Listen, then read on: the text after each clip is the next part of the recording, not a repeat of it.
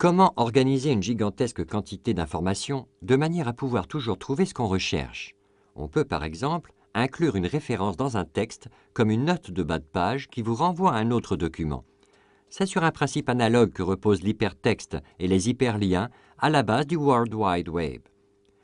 Le concept d'hypertexte a été élaboré dans les années 60 aux États-Unis par Ted Nelson et Douglas Engelbart à partir d'une proposition formulée à l'origine par Vannevar Bush en 1945. En 1989, un progrès décisif a été accompli à l'Organisation européenne pour la recherche nucléaire, le CERN, près de Genève.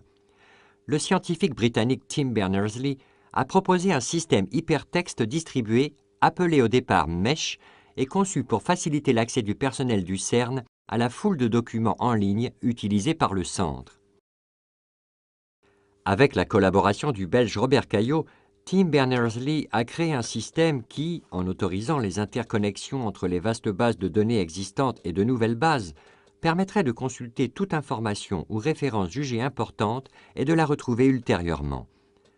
Selon lui, il fallait que le résultat soit d'utilisation conviviale et que les informations contenues dépassent un seuil critique, de sorte que l'utilité du projet en encourage l'utilisation croissante. Et c'est exactement ce qui a fait l'expansion du World Wide Web, non seulement au CERN, mais sur toute la planète.